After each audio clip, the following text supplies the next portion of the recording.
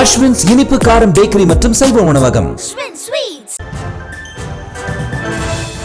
ஆகவே அரசமைப்பு சட்டத்திற்கு எதிரான கருத்து கொண்ட சனாதன சக்திகள் ஆட்சி பீடத்தில் இருக்கிறார்கள். அவர்கள் தமிழ்நாட்டிலும் வேரூன்ற பார்க்கிறார்கள். தமிழ்நாட்டில் அவர்கள் வேரூன்றுவதற்கு சிலர் அடித்தளம் அமைத்து தருகிறார்கள். தமிழ்நாட்டில் பெரியாரையே கொச்சைப்படுத்துகிறார்கள், பெரியாரை விமர்சிக்கிறார்கள்.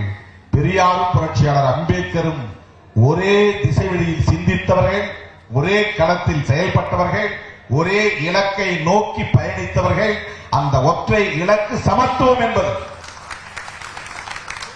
பெரியாரை கொச்சைப்படுத்துகிறார்கள் என்று சொன்னால் இவ்வளவு கோட்பாடுகளையும் தகர்க்கிறார்கள் என்று பொருள்.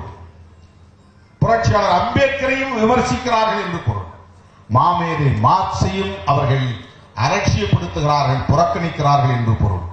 முற்போக்கு சிந்தனைகளுக்கு எதிரானவர்கள் என்று பொருள். இடதுசாரி அரசியலுக்கு எதிரானவர்கள் என்று பொருள். நாம் மிகவும் கவனமாக இருக்க வேண்டும், வேடிக்கை பார்க்கக்கூடியவர்களாக இருக்கக்கூடாது. நாம் அடையாள அரசியலை பிடித்து தொங்கக்கூடியவர்கள் அல்ல. புரட்சியாளர் அம்பேத்கரை சாதி அடையாளமாக நாம் உள்வாங்கிக் கொள்ளவில்லை. புரட்சியாளர் அம்பேத்கர் அவர்களை ஒரு மத அடையாளமாக நாம் உள்வாங்கிக் கொள்ளவில்லை. புரட்சியாளர் அம்பேத்கர் அவர்களையும் பெரியார் அவர்களையும் மாமேதை மார்க்ஸ் அவர்களையும் கோட்பாட்டு அடையாளங்களாக நாம் பார்க்கிறோம். இடதுசாரி அரசியலின் அடையாளங்களாக நாம் பார்க்கிறோம். முற்போக்கு சிந்தனையின் அடையாளங்களாக நாம் பார்க்கிறோம். சமத்துவத்திற்கான வழிகாட்டும் அடையாளங்களாக நாம் பார்க்கிறோம். அந்த அடிப்படையில் இந்த அரசியலை நாம் முன்னெடுப்போம். அப்போதுதான் இந்த தேசத்தை பாதுகாக்க முடியும்.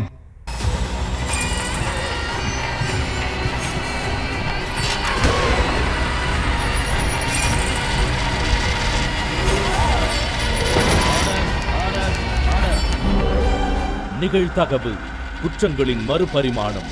நாள்தோறும் இரவு 10 மணிக்கு இணைந்திருங்கள் நமது நியூஸ் தமிழ் தொலைக்காட்சியோடு.